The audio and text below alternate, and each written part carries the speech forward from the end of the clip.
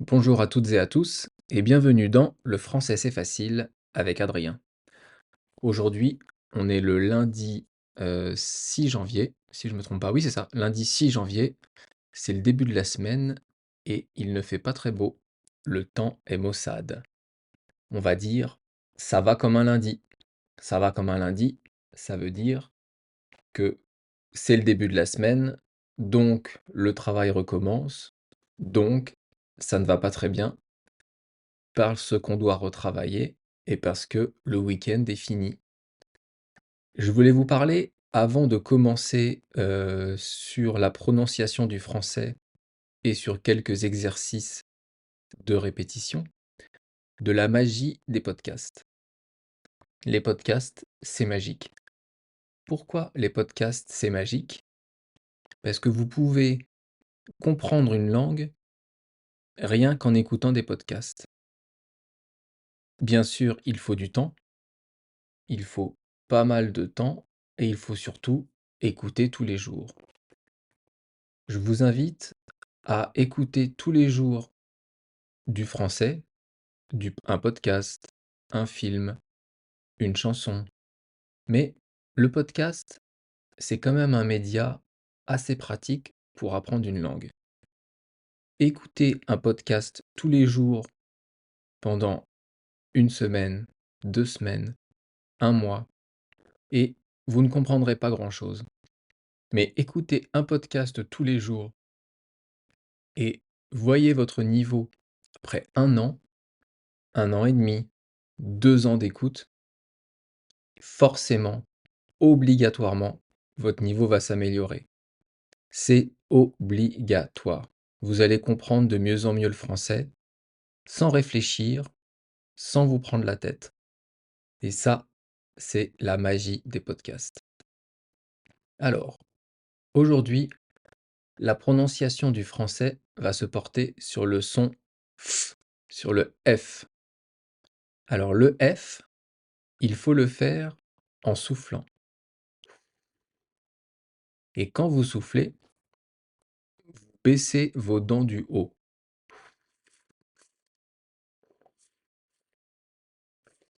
Le son F, comme dans français, France, facile, faux, fou ou foi.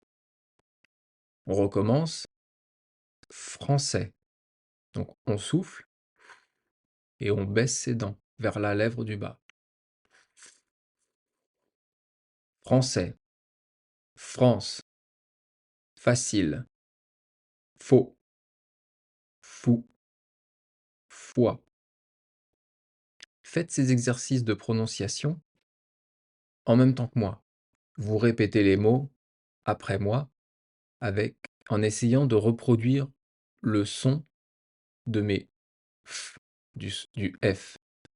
Français, France, facile, faux, fou, foi. Voilà, j'espère que ces exercices vont vous servir et on va maintenant passer à l'expression du jour. L'expression du jour, c'est faut pas pousser mémé dans les orties. Justement, vous avez le son F, le son F au début de la phrase. Faut pas pousser mémé dans les orties. Alors, quelles sont la nature et quel est le sens de ces différents mots? Tout d'abord, il faut savoir que la vraie phrase en français, la phrase qui est bonne au niveau grammaire, c'est il ne faut pas pousser mémé dans les orties. Pour abréger, pour réduire cette phrase et être plus rapide, on enlève au début il ne. Donc, de il ne faut pas pousser mémé dans les orties, ça donne faut pas pousser mémé dans les orties. Je vous donne un exemple. Vous êtes à table en train de manger, vous êtes avec des amis et des enfants. Évidemment, c'est plus poli d'attendre que tout le monde soit servi avant de commencer à manger. Mais votre fils, lui, ou un enfant de vos amis, commence à manger avant les autres. Plutôt que de lui dire: «Il ne faut pas manger avant les autres», vous lui pouvez lui dire: «Dis donc, faut pas manger avant les autres» ou «Ne mange pas avant les autres». Quand vous dites: «Faut pas manger avant les autres», «Faut pas manger avant les autres», on a réduit la phrase pour que la demande soit plus rapide, pour que la phrase soit dite plus vite. Donc, pour notre expression, la phrase de base c'est: «Il ne faut pas pousser mémé dans les orties» et l'abréviation, la phrase plus rapide, c'est: «Faut pas pousser mémé dans les orties». Alors, donc le premier verbe, le premier mot, c'est faut. Ça s'écrit F-A-U-T et ça ne s'écrit pas F-A-U-X. Le mot faux, F-A-U-X, c'est le contraire de vrai. Vrai, c'est correct. Faux, c'est incorrect. Ici, F-A-U-T, c'est le verbe falloir. Et ce verbe falloir, il fait partie du troisième groupe. Et il est ici conjugué au présent. Attention, ce verbe, il est très particulier. Il est quasiment unique dans la langue française. Car il ne se conjugue qu'à la troisième personne du singulier. Donc évidemment, il est plus facile à apprendre. Donc, au présent, le verbe falloir, ça va être il faut. À l'imparfait, donc un temps qui est passé, ça serait il fallait. Et au futur, c'est il faudra. Il faut au présent, il fallait à l'imparfait, il faudra au futur. On ne peut pas dire je faut, tu faut, ça n'existe pas. C'est uniquement il. Il faut, il fallait, il faudra, il aurait fallu, il eût fallu. Ça, c'est d'autres conjugaisons plus compliquées. L'idée de ce verbe, c'est quelque chose qui est à faire ou à ne pas faire. Quand je dis il faut faire cela, je dois faire cette chose. C'est important de faire cette chose. Cette chose est à faire. Si je dis il ne faut pas faire cela, cette chose n'est pas à faire. Il ne faut pas faire cette chose. Je ne dois pas faire cette chose. Donc ça, c'est le verbe falloir, le mot faut. Faut pas pousser mémé dans les orties. Le mot faut est vu. Ensuite, il y a le mot pas. Pas, c'est la négation. On l'a déjà vu, c'est associé à ne pas. Ici, le ne n'existe pas, est absent, car on a... Ah, un message, désolé. Car on a enlevé il ne. Donc, la vraie expression, c'est il ne faut pas. Ici, c'est faut pas, car le ne n'existe pas. Faut pas pousser mémé dans les orties. Maintenant, après le pas, vous avez le verbe pousser. Le verbe pousser, c'est un verbe du premier groupe à l'infinitif. L'infinitif, c'est la racine du verbe, c'est la base du verbe. Et après, on peut le conjuguer. Donc ici, il n'est pas conjugué, il est à l'infinitif. Le premier sens de pousser, c'est faire pression contre quelque chose. Quand vous entrez dans une pièce, vous poussez la porte. Vous faites pression contre la porte. Quand vous êtes à côté de quelqu'un, si vous prenez votre main et vous appuyez sur lui, vous le poussez. Vous poussez cette personne. Ici, qui pousse-t-on? C'est mémé. On va pousser, il ne faut pas pousser, mémé. Ça, c'est le premier sens. Le deuxième sens de pousser, c'est toucher doucement quelqu'un pour le prévenir de quelque chose. Par exemple, vous êtes en soirée, il y a des invités, un peu de musique, un peu à manger, des petits fours, etc. Vous êtes à côté d'un ami et vous voyez un autre ami qui arrive. Eh bien, vous pouvez pousser du coude votre ami pour lui dire: «Tiens, voilà Marc, voilà Eric, voilà un autre ami qui arrive». Vous pouvez le pousser du coude pour le prévenir. Si vous êtes assis à table, vous pouvez pousser du genou la personne à côté de vous pour le prévenir de quelque chose. Ça, c'est le deuxième sens. Le troisième sens de pousser, on dit ça pour la voix, pour faire sortir un son avec force de sa bouche. Donc on dit pousser un cri. Si quelqu'un me fait peur, je vais pousser un cri. Ce c'est un cri que je vais pousser. On dit pousser un cri. Et si je chante, bon, là je vais pas chanter, mais si je chante, on peut dire pousser une chanson ou pousser la chansonnette. La chansonnette, c'est une petite chanson. Ensuite, vous avez le mot mémé. Faut pas pousser mémé dans les orties. Mémé, ça veut dire deux choses. Soit c'est votre propre grand-mère, donc la mère de votre mère ou la mère de votre père, et vous pouvez l'appeler comme ça.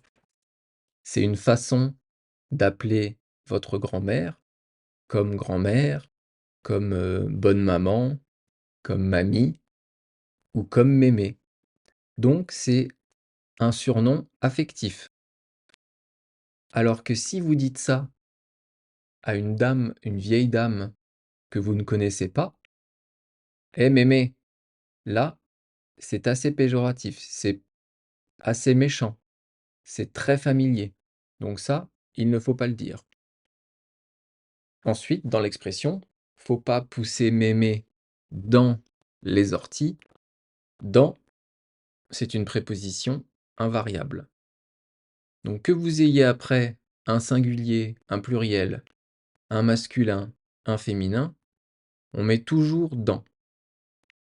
Il y a plusieurs sens à ce dans, mais le plus commun, c'est pour introduire un lieu. Par exemple, chez vous, vous avez une cheminée, vous faites un feu, vous allez mettre une bûche dans la cheminée. Vous allez mettre une bûche où ça? Dans la cheminée. Vous voulez aller vous promener et vous voulez aller par exemple chercher du bois pour la cheminée, vous allez chercher du bois dans la forêt. Où ça? Dans la forêt. Donc le lieu, c'est la forêt. Dans notre expression, dans les orties, donc on pousse mémé où? Dans les orties. Un autre sens de dans, qui est assez courant en français, c'est pour marquer un temps futur. Par exemple, vous êtes au téléphone et vous dites à un ami: «OK, rendez-vous dans 5 minutes». Ce «dans 5 minutes», ça veut dire que vous allez voir votre ami, justement, dans 5 minutes. Vous allez voir votre ami 5 minutes plus tard, 5 minutes après. Vous pouvez dire aussi: «On se voit dans 6 mois», ça veut dire que vous vous verrez, les 2 personnes se verront dans 6 mois. Donc ça indique qu'une action va avoir lieu dans le futur. Eh, il y a beaucoup de mots dans cette expression, hein. Donc ensuite, faut pas pousser mémé dans les orties. Les, c'est un article pluriel. C'est le pluriel de le ou la. Donc il faut savoir qu'en français, le ou la au pluriel, ça fait les. Ici, ça introduit les orties. Les orties, c'est un nom féminin, parce qu'on dit une ortie, et ces orties, ce sont des plantes vertes qui poussent un peu partout en France. On essaye de les éviter, parce que quand on touche une ortie, ça fait mal et ça fait des plaques rouges sur le corps. Je pense que vous en avez déjà vu un peu partout en France si vous êtes déjà venu, mais je ne sais pas si dans votre pays, il y en a. Cherchez sur internet ortie, O-R-T-I-E-S.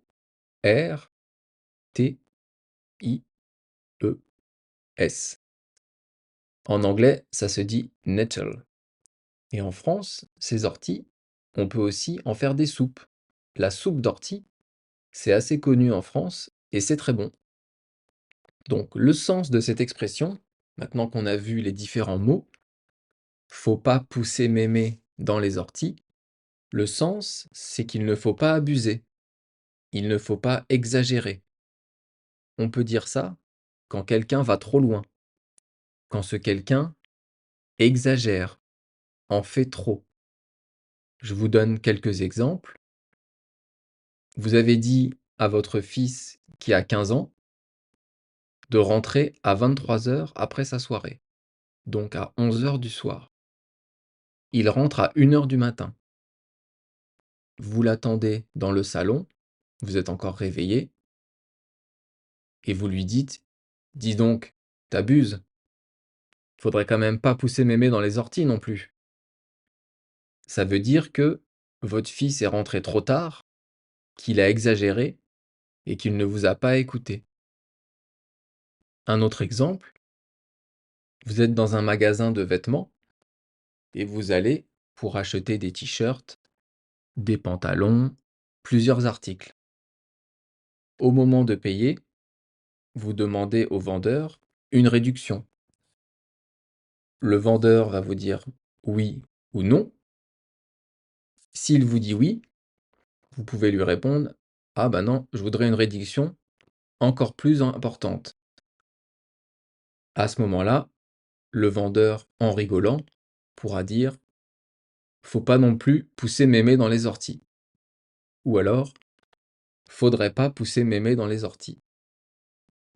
S'il dit ça, faudrait, ça remplace le mot faut. Ici, c'est une condition.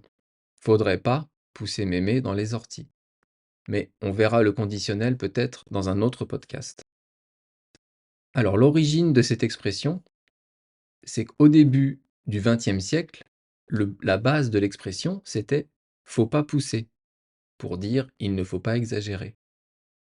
Après, on a rajouté «mémé dans les orties», justement pour souligner le côté doux, le côté gentil, le côté réconfortant d'une grand-mère, contrairement au côté piquant, dur et désagréable des orties.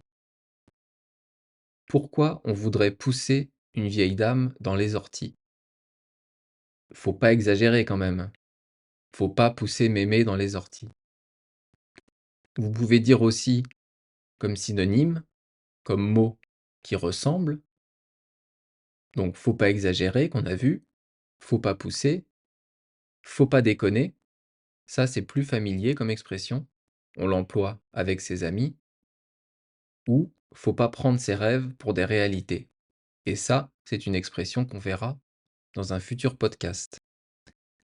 Cette expression, elle a même donné un livre. En 2014, il y a une autrice française, Aurélie Valogne, qui a écrit un livre qui s'appelle Mémé dans les orties. Si vous voulez travailler votre français, vous devez aussi lire beaucoup, et je vous conseille de lire ce livre du coup. En dernier, comme d'habitude, les traductions en anglais. Don't push it too far and let's not get carried away. Donc ça, c'était notre expression. Faut pas pousser mémé dans les orties. Je vous remercie de m'avoir écouté. Comme d'habitude, si vous avez des remarques, des questions, des interrogations, vous pouvez m'envoyer un message sur mon compte Instagram. If you have any questions about this podcast or any problems or expression that you want me to study, you can send me a message on my Instagram account, le français avec Adrien. Donc viens de dépasser les 20 minutes, ça fait un peu long pour l'apprentissage du français. Vraiment désolé. Merci beaucoup de m'avoir écouté. À bientôt. Bye bye. Hasta luego. Matane.